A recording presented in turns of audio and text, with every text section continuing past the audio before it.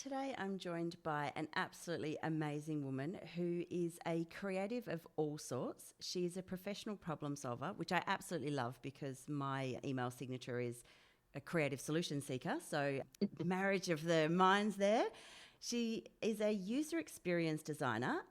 She loves dancing of all sorts, camping and kayaking adventures, and is also part of the Common People Dance Project. And I swear we could probably fill about 15 episodes talking with Fiona MacPherson, but today she's going to speak about her experience with lipedema. So thank you so much for being here today.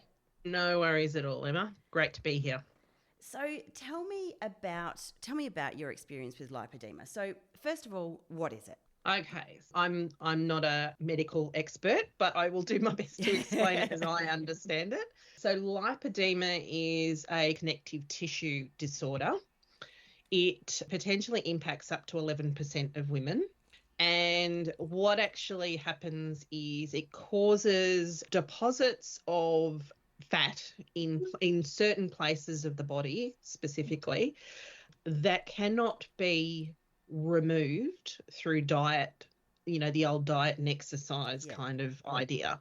It is effectively a diseased fat tissue that accumulates and is present sort of in, as I said, certain areas of the body, mainly from sort of the hips and the buttocks through the legs and to the ankles. And you also tend to accumulate it in the upper arms as well. And it can cause, apart from the condition itself, which causes obviously accumulation of this fat, it can then cause secondary issues around, including lymphedema. So then you end up with fluid retention because it compromises your lymph system. So effectively, you can end up in a situation where you have increasing fat, increasing swelling to the point that if not treated or managed, it can actually cause severe mobility issues and also can cause, in some women, a lot of pain. I'm a lucky person. I don't experience too much pain, but I know some women do, hypersensitive kind of areas, and you tend to bruise very easily. And then there's some comorbidities that you often may experience. At this point, I've not been diagnosed with anything additional, but often it goes hand in hand with other kind of connective tissue disorders like Ehlers-Danlos syndrome and stuff like that. So it sounds fun. Well, one way of describing it. So how do you get diagnosed with that? How do you know the difference between I've eaten too many chocolates and my thighs are getting chunky and there's actually something medically going on here? There's some classic kind of indicators that can be seen sort of really early on. And I was a very active teenager, and I danced since I was 4 years old. And at the time that, I guess, looking back, I realised I could sort of see the first signs. I was dancing like 5 days a week because I was obsessed. And that was my way of managing, because I've always been a mover and I'm a kinetic learner. So I was dancing a lot. So I was very, very active. And yet basically once I hit puberty, there were things that were happening to my body, which was just beyond the normal sort of, you're developing your normal sort of things like your boobs and a little bit of hips and stuff like that. You see things like what's commonly referred to as the tree trunk legs. So quite often it's like calves that are very thick to the point that, you don't necessarily you might still have ankles, but it's like your calves will go all the way to your ankles. And people used to say to me, oh, you're a tap dancer. It's just because you just tap dance. So you've got those strong calves. But actually that is probably the earliest sign that for me that I had it. But at the time, nobody knew anything about it. And as I said, it was just palmed off as, you're a tap dancer.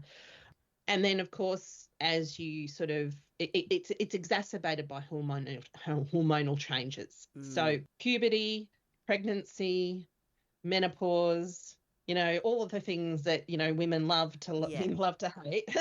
on top of that, if you've got lipedema, then it can be exacerbated by those hormonal changes. For me, because I've never had children, I'm probably in a slightly better position than I would have been if I'd had kids. Yeah. If I'd had kids, I would have then seen probably a more extreme progression than I have. And there are several stages that you can be diagnosed depending upon what sort of the signs are. And I know there are 4 stages, but I can't describe them for you in detail. But there's, there's certain attributes generally that go along with it. And there's plenty of information online about lipedema now, even though our government doesn't fully recognise it and doesn't necessarily support it properly through Medicare as a condition. Though, as I said, for some women, it can mean that they end up in a situation where they become mobility impaired. And it's very painful.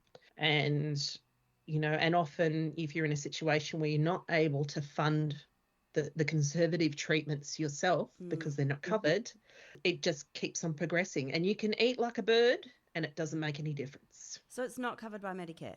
No, apart from recently, I believe it has actually been recognised. So it's gone on to a list that recognises it as a condition. So if you go into hospital, it can be recorded that you have it, but there's no coverage on the PBS or, to support any of the treatments. If you've got health insurance and you've got secondary, you've got like lymphedema that comes along, you can get treatment for the lymphedema, but not so much for the lipedema. And as I said, some women can get, I think there's through the states, they may actually supply you with some subsidies around getting some compression garments, which can help.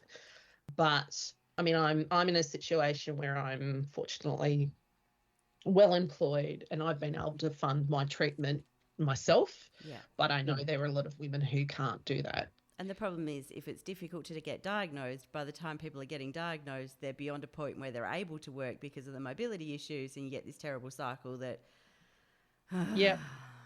And you end up, I think, one of the most important things to talk about is, there's the physical aspect of it, but there is the mental and emotional drain of, I grew up dancing my butt off.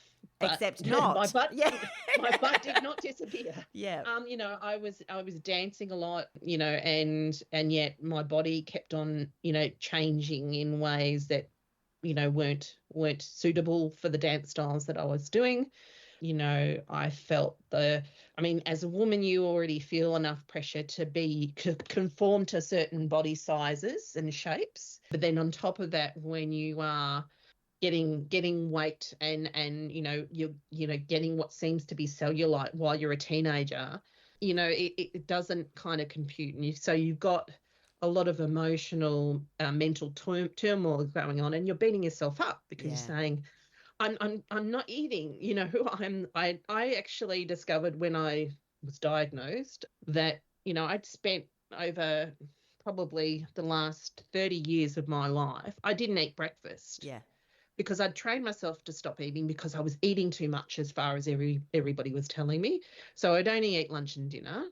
And actually, in fact, that stuffs your metabolism even more. Yeah. Because, I'm sure you could talk to experts about how that works, but my body thought it was basically in fasting mode during those periods of time, and it would only get food in a limited window. So in effect, my metabolism, which was already super efficient in storing everything, hanging on to that stuff, it can exacerbate that problem. So I mean, since I've been diagnosed, my eating habits have changed quite substantially. But the moment I found out I had it, I can recall the day I was diagnosed by, and I think you asked the question about how you get diagnosed. There are certain experts that you can go to who are experts in lipedema and lymphedema. I went to a guy here in Brisbane who specialises in lipedema diagnosis and treatment. And, the moment, I found out I had it, I kind of I remember him saying the words, and the rest of it was a bit of a blur. And I went out to the car and I sat in the car and I cried my Yeah. heart out, because it was a huge relief, because somebody was telling me that it wasn't me that was Yeah. causing the problem. It was my genes. Yeah. I have a genetic predisposition to it. And I could, apart from if I'd known about it when I was young and I had eaten the right way and done the therapies, I possibly could have prevented the progression to the stage that I got to. But, other than that, I nobody knew. Yeah. And so it was a massive relief, but also, I cried for all of those moments where I'd felt guilty, where I'd felt awful, like where I felt like I'd failed. But then, I kind of went, well, now I have a plan. Now I know what it is. I can do something about it. Even if I can't reverse it, I can manage it, and then I can make a decision long term about how I want to manage it, because there are things that you can do to remove it, but it requires surgery. And so I think it's one of the things that happens with so many women when they know something's not right, and then you're having to fight to prove that there's something wrong. And nobody wants there to actually be something wrong, but you're still having to fight. And, so often it's, oh, we'll lose weight. And all your problems stem because you're carrying too much weight. Well, I'm eating nothing. I'm exercising 9 times a week. Well, clearly you're lying because you're still overweight. So you must be lying. Or you're not doing it right, or you're not recording your calories the right way, or your fasting window is too big, all of those kinds of things. It's always about how you're broken and how you're not doing it right. And this feeling of having to fight to have somebody believe you that there's something wrong. And the relief to have somebody tell you, oh, there is actually something wrong. But then but I don't want to have anything wrong as well. Yeah. And it must have been devastating to realise that if you had found out sooner, that you wouldn't have progressed to where you are. Yeah, and I guess that's the trick, right? And one of the reasons why it's so important to let as many people know that this condition exists, because it isn't being, publicised, broadly, and people sort of don't necessarily see it as being, I guess, it's not for want of a better term, a sexy affliction to have. People just see fat people and assume that you are just fat. But, there's certain other things that you can often see. And, I will see people in public and sort of look at them and think to myself, I would, if it was appropriate, I would be talking to this person about potentially seeking a diagnosis for lipedema. But of course, I'm not going to go up and tap every woman on the shoulder, because the last thing you want is some stranger coming up and hassling you and saying, I think you've got lipedema. Yeah. And having your fat ankles. Yeah. Well, I mean, this is the thing, from my perspective, I suspect it's come through my father's family, so my Scots heritage. But my mother actually has got a whole heap of other medical issues, and a few years ago she ended up with fluid retention, to the point that my dad was helping her put on some socks one day and there was just fluid leaking out of her legs. Ooh. And for me, I mean, and that's where it can get to if the lipedema has caused the secondary lymphedema, and I was getting the swelling. But I used to get the swelling and it would go away, and it didn't I just said, oh, it's just because, it's hot weather, I'm just naturally going to swell. And you do live in Brisbane, so it's hot and it's humid and it's, so, Yeah. It became, even more clear to me when I sort of started wanting to do other things other than dancing, because dancing, I got very good at hiding the bits that I didn't like. Costuming can be a wonderful thing, and I felt very secure in presenting myself on stage, because I knew what I could hide that made me feel more comfortable. But when you're wanting to do things like going swimming, or wanted to go for a hike or a walk, and just feeling the weight. I mean, what kind of probably set the whole thing off was I got off a train one day coming home from work, as I was stepping off the train, it was quite a deep step off the train, and my knee popped. Ooh. And so I had 12 months of having to try and recover from that, which, of course, the best thing you can do once you're sort of at the point that, you can, is walk. Yeah. Last thing I wanted to do was walk because it hurt so much, and because I carry this extra weight that I can never shift, and I started sort of seeing things and hearing things about this condition. So I started reading up about it and went, oh, that sounds like me. I have the classic symptoms, the classic sort of signs. Yeah. As I said, the tree trunk legs, the floppy upper arms, and there's sort of, as it progresses, you sort of end up with obvious sort of little pads on the insides of your knees that kind of accumulate. But the rest, like, I don't carry a lot of fat around my neck. Yeah. And like one of the things I used to love about, like, when I would present myself in costume, is my neck and my shoulders, because it's quite lean. But the rest, but beyond that, there were sort of little flabby bits that I would hide away. Yeah. So, it's kind of, there's all of these sort of things that when I look back and I kind of realize, now, if we'd known 30 years ago what was going on, or 40 years ago what was going on, I would have been able to manage it. And as I said, I wouldn't have been subject to the kind of guilt associated eating kind of regimes. I was never really a dieter. I love my food too much, I have to say. So I was never really keen on the whole dieting kind of thing. But for me, it was about, I restricted my inputs by reducing the window that I did it. And that really wasn't a great idea from teenage years. And I think, growing up with the body image kind of things, that for the 80s and 90s, that must have been so much. We've got a lot more body positivity now than in the 80s and 90s. So it must have had added challenges. But I'm wondering, how easy was it to get diagnosed? So did you just pop along to the GP and they were super helpful and got it all sorted? And no. Nope. A lot of GPs don't know about the condition, and they think if you talk to them about it, they'll often say, "I said lymphedema," because they know about lymphedema. Yeah. But very few understand what lipedema is, and I guess it's a similar situation to what I've also experienced fairly recently about, going through menopause. There are a lot of doctors that don't understand menopause either. Yeah. Because they don't get a lot of training in it. And lipedema, they certainly don't get any training in it. They might get an hour lecture for menopause, but nothing for lipedema. No, that's right. They understand, and they've understood it a lot better in Europe for a lot longer, because, they've sort of recognised it and have been treating it in Europe for many years now. But I had to go to, as I said, I went along to a specialist surgeon who... And I mean, his thing is he can diagnose, but he can also, if you choose to go down a surgical path, to remove the fat, because that's the only option you have to remove the disease fat.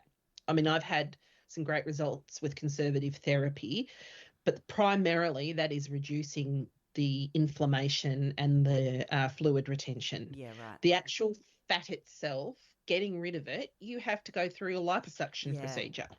And it's a specialist procedure because they have to be careful about not compromising your lymphatic system, because it's already compromised through the lipedema and then potentially the lymphedema.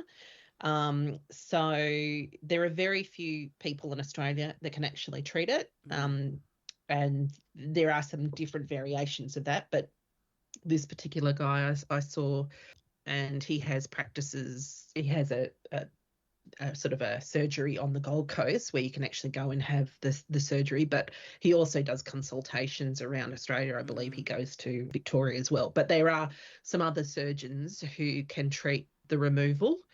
But of course, that is not in any... Don't pop over to Thailand for a quick liposuction. That's probably not going to be in your best interest. Standard liposuction is not the correct treatment. People have often had that before they've found out about Yeah. lipedema. They've gone and had the liposuction, and it may or may not compromise your capacity to, be able to have it treated properly. Mm. So I would always, I would say that if you do get diagnosed with it and you do want the treatment, ensure that whoever you're going with understands what lipedema is about Yeah. and specializes in being able to remove that tissue.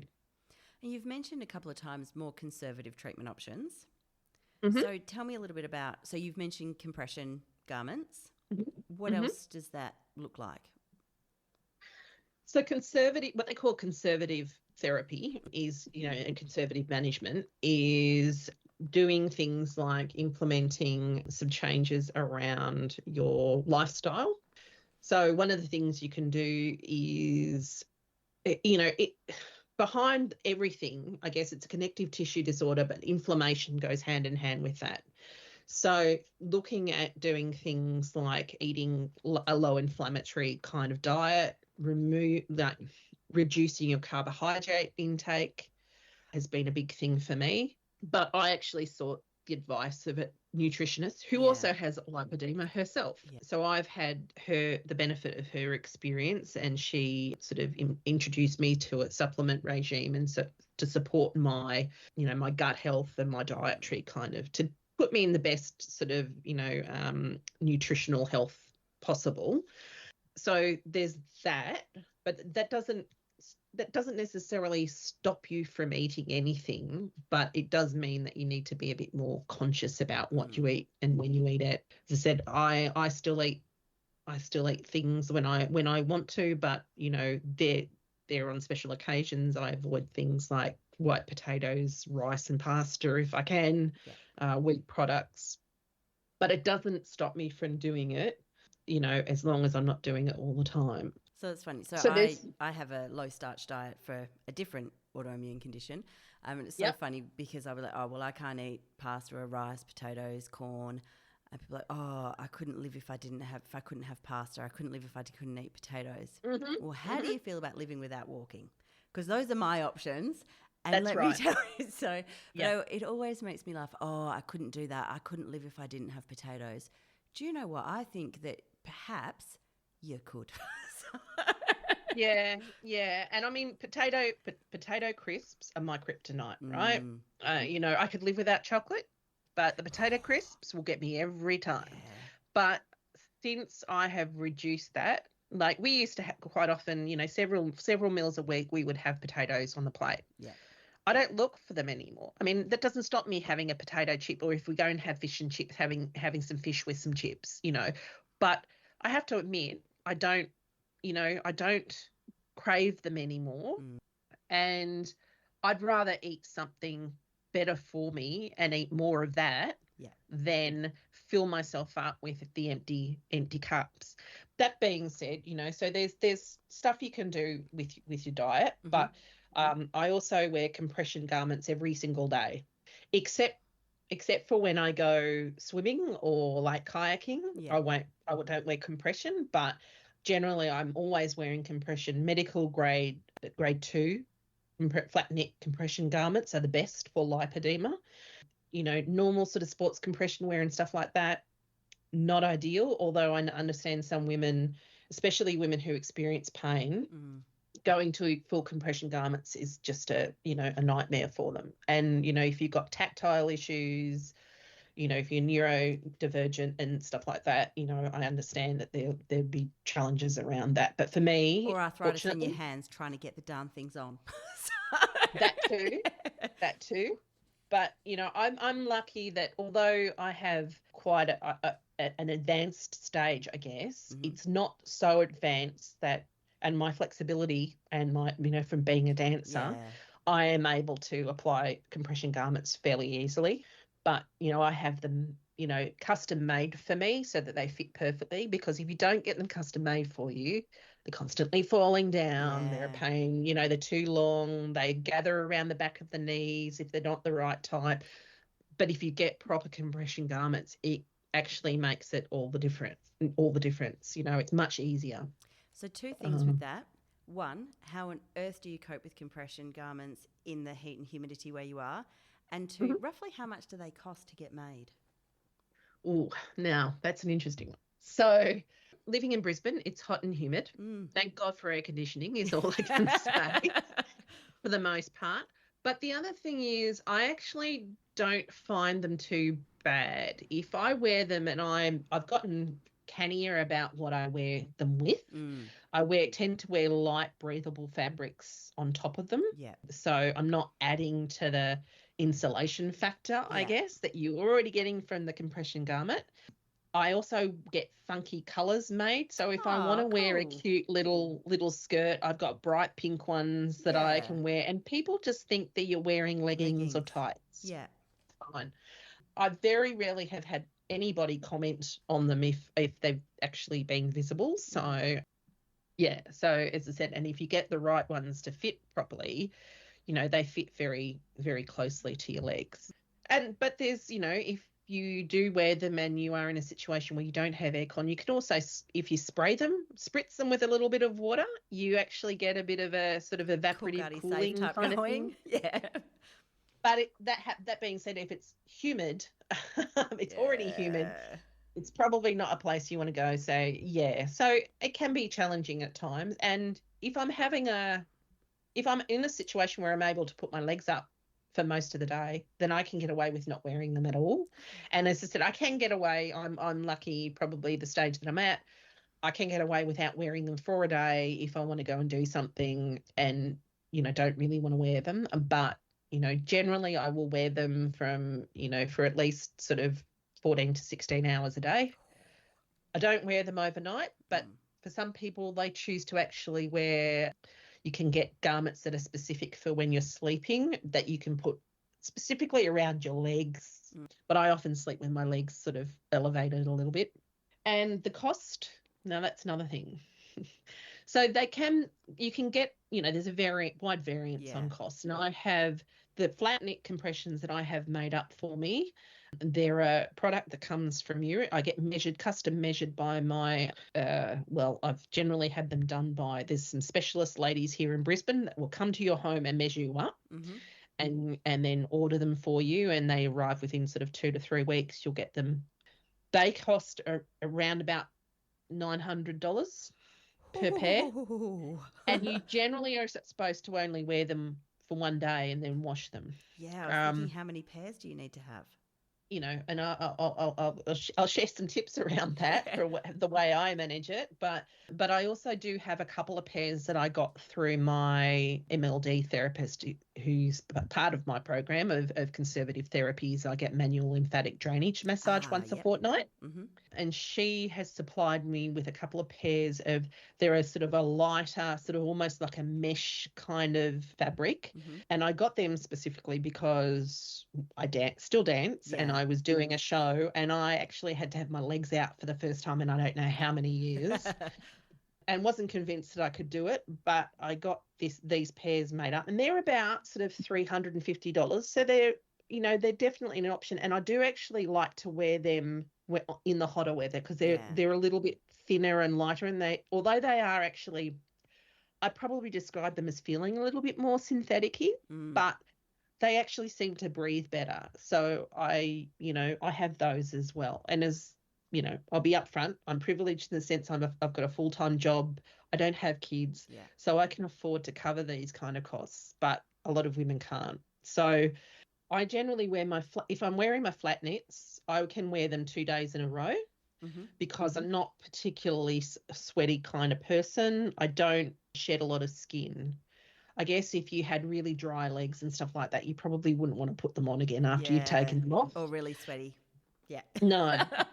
So I generally wear them for 2 days in a row and then I wash them myself. I prefer to wash them in cold water. You can wash them in slightly warm water, but because they're fully elastic, you don't want to wash them in really hot water.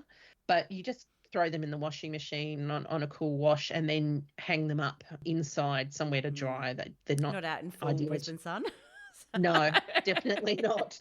Definitely not. So I just put them over in an airer to dry, and they're generally dry within 12 hours. And the lighter ones I'll only wear for the one day, because I feel like the compression in them, the elastic in them kind of releases quite a bit more over the day, whereas the flat knits seem to sort of hold the compression quite well for me. But they generally also tell you to replace them between every 3 to 6 months. So, oh my goodness. So there you go. I mean, even if you had, 2 pairs of compression, so you could swap them over of the flat knits, you're up for potentially anywhere close to $2,000. Yeah, and then up to $8,000 a year if you want to follow the protocol exactly. And then if you go and get your fortnightly massage like I do, and I have a great therapist who fully understands it, and she specializes for lipedema and lymphedema treatments. That costs me, I think it's at $120 per visit. You can get coverage. You can, under your health funds, you can get some of that back, I believe, but I don't have private health. Yeah. So, and I've chosen not to do that because I don't really need to. Yeah.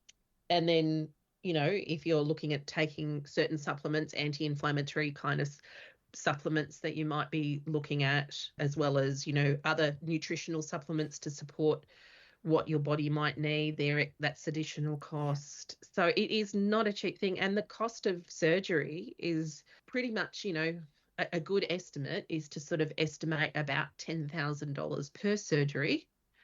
And if you've got both legs involved and both upper arms, and you potentially want your sort of your belly and your butt attacked as well. There's 4 or 5 surgeries just there. That's $50,000. Most women are now drawing down on their super to pay for it. So we're just adding up with that, with your compression garments and the lymphatic drainage massage, you're at 10,000. So 15,000 by the time you add in supplements, and then that's without any specialist appointments. So your specialist appointments are generally about $400 each as well. Yeah. So you're at $20,000 a year. Yeah. Yep. Ah! And our government isn't recognising it. No, and this is the thing. What happens is that it gets to the point where women then become mobility impaired and potentially, disability. Seeking disability benefits because they're unable to move or to work on their own. I mean, the actual cost longer term, I think, is just incredibly. I can't believe that it isn't recognised, because if it is treated and conservatively managed, you can have quite a good life. And as I said, it's not to say that you can't have babies and all the rest of it, but understanding that's going to potentially exacerbate the condition. How can you manage that to the best of your ability to avoid too much progression? And that you would do in consultation with an expert. But as I said, I chose not to have kids in the end. It was never I don't want to have them. It just didn't really happen. And I kind of got to an age where it had to happen or it wasn't going to happen. Yeah. And I just went, I don't really feel like I need to. If I want to be a mother, there are other options open to me still. But if I had, then my progression would be a lot harder to manage. And as I said, you can only remove a certain amount of fat at once because it's such a invasive kind of surgery. They're quite conservative in Australia as to what they remove. In Europe, there are some surgeons who will remove more, but then there again, I guess it's, a matter. And there are a lot of women now who are actually going overseas because it's cheaper for them to go overseas than it is to get the work done here. So that is an option available to you. But again, it's all money, and women are drawing down on their superannuations, and we already know that that's a big problem for older women who have less super than they probably should have, and then they're having to draw out of their super in order to treat themselves for this condition. So they continue working so that they can, Yep, absolutely. So how long ago were you diagnosed? Because time is a really weird thing at the moment. Yeah. So I was diagnosed at the start of 2023. Oh, wow. No, 2022. Sorry, 2022. So I've known, because I was just thinking about it the other day. other day that it's kind of, I've known I've had it for 3 years. It was sort of February 2022 or something that I was diagnosed. But as I said, I was pretty sure I already had it, and I'd already gone and my therapist had one appointment with her already. That's the And lymphatic drainage massage therapist. Yeah. So I booked in with her and had a treatment, and she said, "Yeah, I think you're pretty much on the money. Yeah. I would be incredibly surprised if you didn't end up with the diagnosis." And then, got the diagnosis sort of in February 2022. So, how do they actually diagnose you? Like, so are there specific tests that they do? Partly, they do obviously you have to do a huge, what tell us your life story, everything that's happened to this point, and it's things like, understanding your weight. Then they obviously have a look at you physically, because there are physical, signs that they can see just from looking at somebody. They do some tests around like your venous drainage, because the condition in your legs in particular, I believe, if your veins and because of the compromise on your lymphatic system, which can then compromise your venous drainage systems. It's a venous draining system. Well, again, I'm not a medical expert, okay. But layman's terms. The simplest thing to think about, you get all of your blood comes from your arteries, from your heart, and then once it goes to where it needs to go, it gets drained through the veins back to your heart to be oxygenated, and your heart and blood to be oxygenated. It helps with the toxin removals. It's all tied to your lymphatic system. And again, the lymphatic system, there are very few people who understand how that works properly. Yeah. And I'm not an expert on that either. But so they do, because often what you'll see is people will end up with varicose veins, spider veins, as another clear sign that there's something going on there. I've got quite a lot of spider veins that are prevalent, but I don't have any varicose veins that are obvious at this stage, which is great. But they do tests, because they want to make sure that your veins are doing the right things. If they're not doing the right things, then you need to get that stuff corrected before you can consider surgery, if you want surgery. The other thing, that if I do decide I'd wanted to go ahead with surgery, my doctor, part of his protocol is to check for holes in the heart. Apparently, there's a significant number of us who are walking around with holes in our heart and we don't know it. They're often so small that it's not necessarily obvious. And because, again, lipedema is a connective tissue disorder, you've got a whole heap of connective tissues in your heart that, could be compromised. So they want to make sure that you don't have a hole in your heart. So if you do surgery with that, you can end up with fat in your blood and end up with embolisms and things. So there's a specific test you can do for that, which I haven't gone ahead with, because at this point in time, I have been conservatively managing. I'm pretty happy with what's happened with my legs, but I am considering potentially having surgery for my upper arms, because my upper arms have gotten to a point now that it's really bloody inconvenient. I buy a top to fit my chest, and its sleeves will not fit. So, and I'm a sewer, so I can adapt some stuff to suit. I also, choose certain things like, short sleeves that sort of sit over the top of my angel wings and that kind of stuff. That's much nicer than bat wings, isn't it? Yeah, angel wings or whatever you want to call them. But it is a bit annoying that's the situation, because I don't want to buy something that's voluminous, because I do actually have shape. I have a classic hourglass shape, which is also quite common with, it's quite often a very pronounced hourglass shape. You'll have a small waist because you're not accumulating fat there. You're accumulating fat below there and then in your upper arms. So I do have a bit of an apron belly. Again, I'm very good at hiding that. But, I'm pretty okay. I don't feel like I want to walk around and desperately walk around in a miniskirt. And I'm kind of at that age now where I just don't give a F. I'll wear what I want to bloody wear that makes me comfortable. But my upper arms are a bit of a pain, and I am starting to get what I think is related. I'm getting pain, like aches in my forearms and my hands, because it's the fat in my upper arms is starting to compromise my capacity to get proper drainage and Yeah.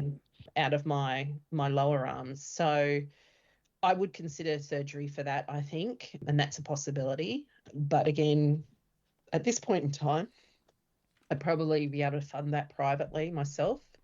But yeah, I know people can't. You don't wear compression garments for your arms? No, it's a bit hard because part of the compression, from what I understand, wearing compression works for your legs because it's partly to do with the whole gravity thing, like the gravity thing. And the compression helps, with your lymphatic system to return, and get rid of the toxins, and also for your venous drainage to work properly. Upper arms isn't such a great option. I mean, I know some people wear them. I've tried wearing some compression on my arms before, and it's really uncomfortable.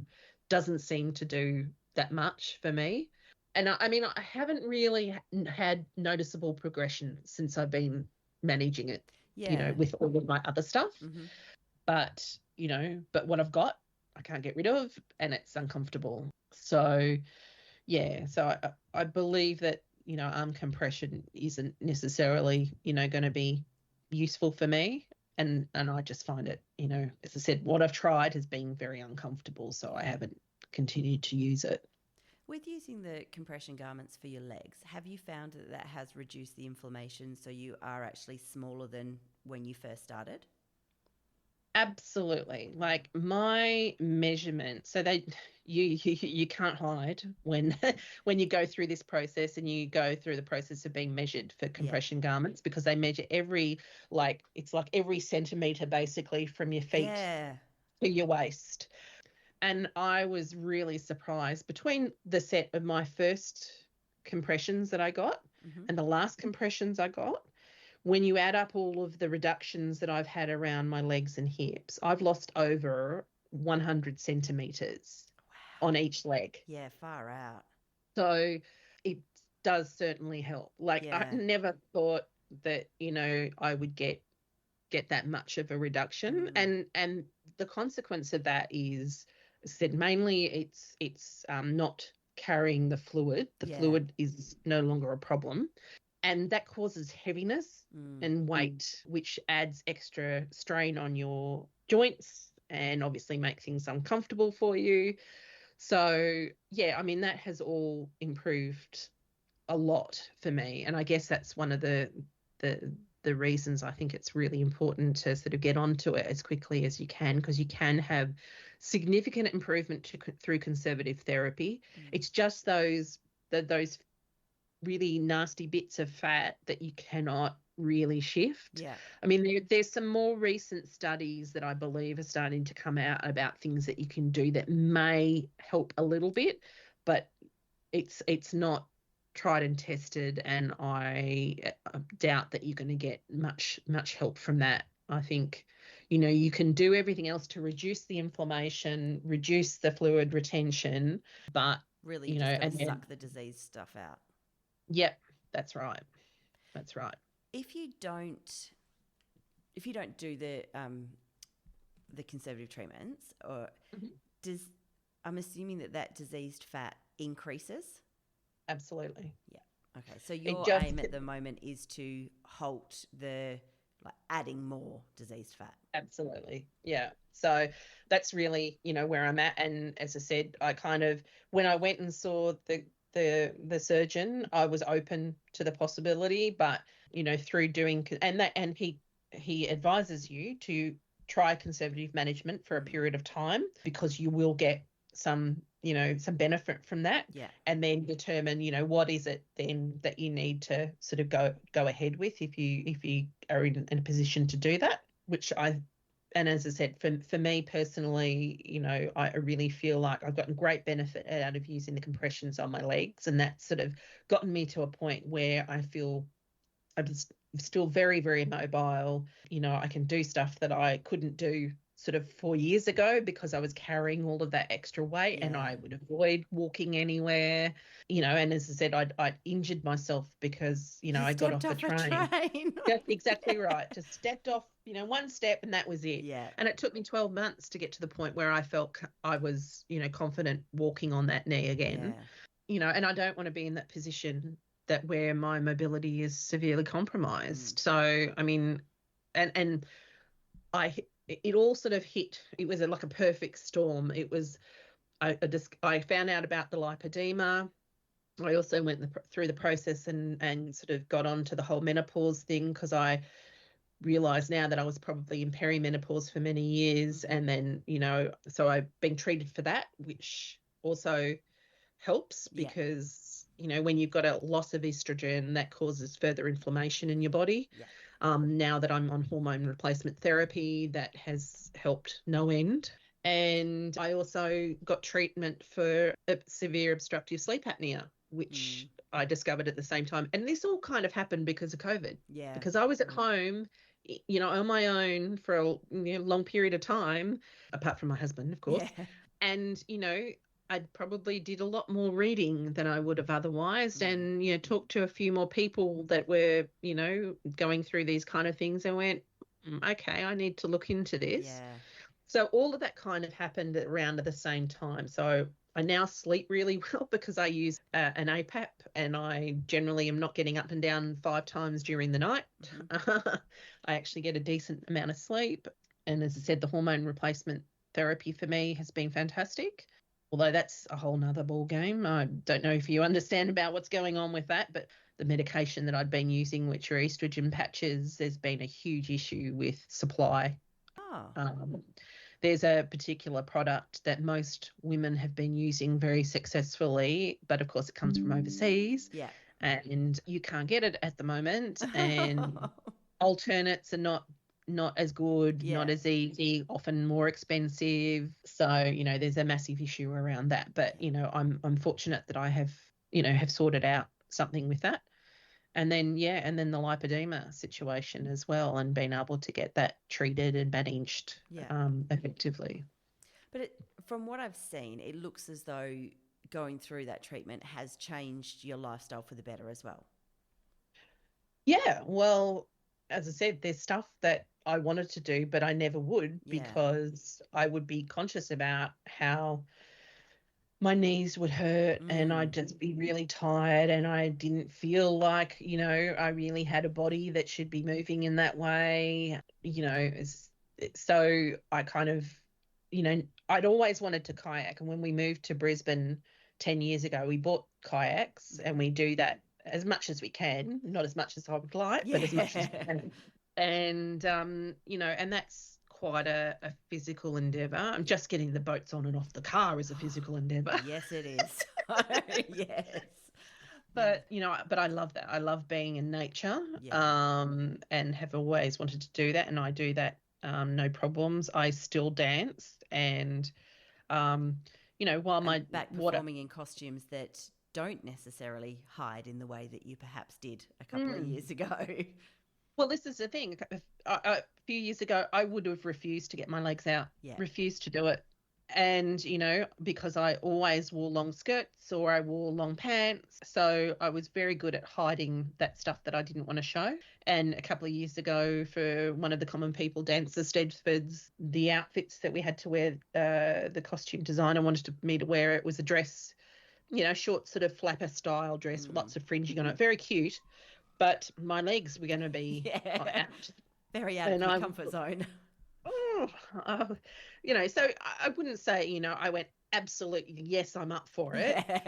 I had to think about it. But then I thought, no, I can do this. I mean, my legs are what they are. They support me. They let me dance. And Common People is another, a very inclusive place to be, no matter what your size or shape or capability is. Yeah, so I did it. My legs are out there. So I think that's awesome. But yeah, so that's sort of, I think once I had the diagnosis and I could see that there was a plan to sort of at least manage it, And in my case also, reverse a lot of the what I can reverse with it. It just made things so much easier for me. But, as long as I have a plan, I'm good with that. Yeah. And as I said, the relief, once I sort of, I guess, forgave every doctor that had said to me, more, eat less, move more. Yeah. It's easy Eat to less. lose weight. You just need to eat less and move more. I can recall, a female doctor. I was having a pap smear done at the time, so my legs were up. She was in my bits, and she said to me, you could lose a bit of weight, love. When you're feeling Now, at your most vulnerable, let's hit you a little bit harder. Yeah. Yeah, and I mean, maybe, I've got enough sass that I was just like, excuse me, Yeah. your bedside manner needs a bit of attention. Yeah. And once she'd done, I basically informed her that I would not be coming back to see her and that I would be lodging a complaint. Yeah. Because, even if you feel like that's an appropriate conversation to be having with somebody, that's not the time not to the bloody place do to be doing it. No. No, it's really not. Yeah. So I think it's just, for me, it has been, a real eye opener, and it has changed my life for the better, knowing that I've got it. And for most people, regardless of what you may discover that you have an affliction or a disease, once you know, at least then you can make a plan for going forward. When you don't know, it's a shot in the dark, and you're constantly feeling like, I'm not doing enough. I am not enough. I'm failing. I can't make it work. Why? So getting to that point, I think, has been pretty fantastic for me, and I'm pretty comfortable with where I'm at. Yeah. I was recently diagnosed with another additional autoimmune condition, and was talking to somebody about it, and they said, oh, how are you feeling about that? That's, you've been diagnosed with this, and that's something else to add to the show bag, and that type of thing. And really, with a lot of concern and a lot of compassion, going, but nothing's changed. I had the condition a week ago. It just didn't have a name. So nothing's changed, and the symptoms haven't changed, but now it has a name, and now I can see if there's something that I can do to support that. And I think a lot of people can, when they initially get a diagnosis, it can feel overwhelming because there's a label, but the reality is nothing's changed for you. It's just now you've got a way to be able to move forward and to try and support that. Absolutely. Yeah, that makes total sense. So before we wrap up, because I know you've got places to be, and I appreciate you giving me some time today, if you know somebody who thinks that they potentially have this, or they've just been diagnosed, what piece of advice would you give them? Well, I would sort of recommend to them to seek information through, there's a Australian organisation called Lipoedema Australia. I think that is, it's lipoedema.org.au. It's online. That's a great place to start. There are also a number of great support groups through Facebook that I've been using.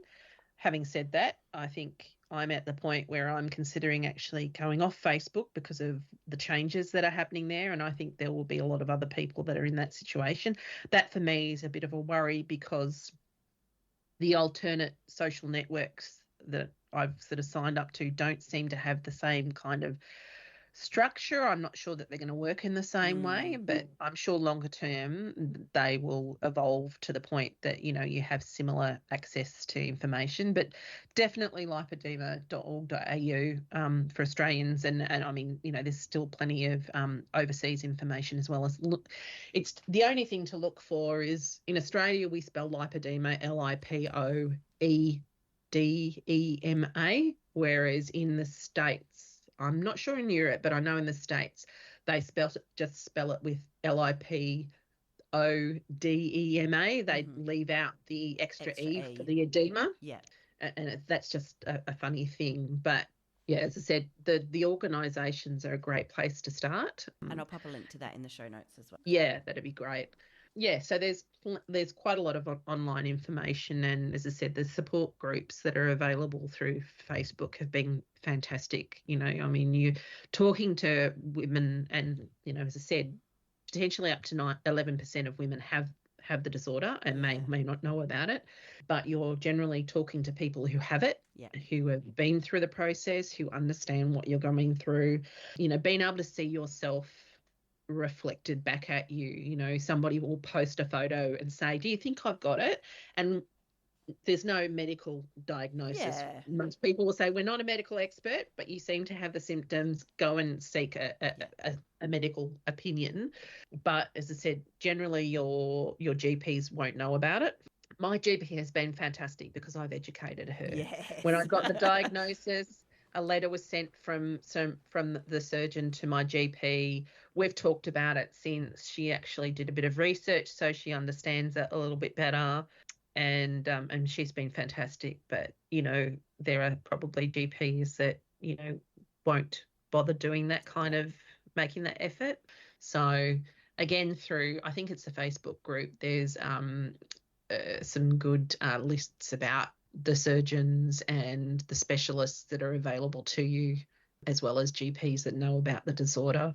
And So just add a couple of those things there. So about Facebook groups, there's always people in Facebook groups who are just the most negative Nora people. And if you are new to a Facebook group and you're finding like somebody is really, really negative, that isn't reflective of everybody who has this condition. So really quickly learn to filter those people out. But also, if you go to a GP for absolutely any condition and you find that your GP is dismissive, or they just they're not listening, or they're blaming it on the fact that you eat too much and you don't move enough, you can always find a new GP. So keep going, and like you say, in the Facebook groups, ask for ideas where people can go for GPs. And okay, so from that, so if you know somebody whose family member or partner or relative is going through the process of diagnosis, what would you say to that family member? Well, I guess, it's just a matter of to be supportive, because I know, I mean, I have a fantastic husband, somebody who, as soon as we knew what was going on, and he's been so supportive about the whole process. So I've never had an issue with him, but I know plenty of other people who have commented they've got, husbands or partners that don't recognise the disorder and think or that they're comment making it up. negatively about the super sexy compression clothes. Yeah. I mean, for me, if my husband can't put up with the fact that I sleep with an APAP, I wear compressions, but in his case, he doesn't mind the compressions because he has a bit of a thing for tight pants. Anyway, but that could be another podcast. But yeah, I think, it's just, to be supportive, to be open, to do some reading. I mean, my husband has done that, as I said, because when you know what it is, when you've got a name for it, you can do that. You can read about it and understand it and be as supportive as possible. Because it impacts me, my physicality, but because of the lifestyle changes that I've had to make, my husband, is impacted by that. Yeah. And, for the most part, it's been, a healthier sort of event for him. But, but the other thing is, people are likely to be in a situation where they may know somebody and think, I think that person might have this thing. Yeah. Now, that is a really sensitive and difficult situation to be in because, as I said, people have talked about this quite a lot on the Facebook groups. I know somebody and I think she's got it. How do I broach the subject with her? And depending upon who they are and what your relationship is, it's very kind of awkward. So I find being as open as I can be about me having it, then people come to me and say, I think I might have it. Or something that you said made me think about my mum, and I'm wondering whether that maybe I've got it too, because it, there are genetic, precursors. So yeah, I think it's just, be as open as you can be if you've got it, or, and if somebody is going through the process of seeking a diagnosis, just be there for them, because, that one day, if they get that diagnosis, they'll, have to go through that whole learning process and probably forgive themselves. Not that it's really, it's not you to forgive, but they need to, you need to come to a point where then you can do something about it. And as I said, you can do something about it. It is not a fait accompli. And even when you're in a situation where you are compromised, quite physically compromised, there are processes that you can go through to help, Yeah. and get some relief.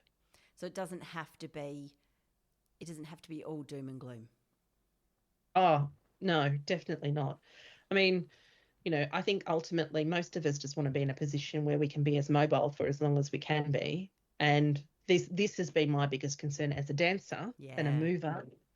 I really, ultimately, I don't care in the end what I look like. If I cannot, if I'm at the point that I will not be able to move, or I'm severely mobility impaired, that for me is a horror I don't want to contemplate. So, and, I'm not saying that people who are in that situation, can't live full lives. Absolutely. But if you're in a position to avoid that, then do what you can.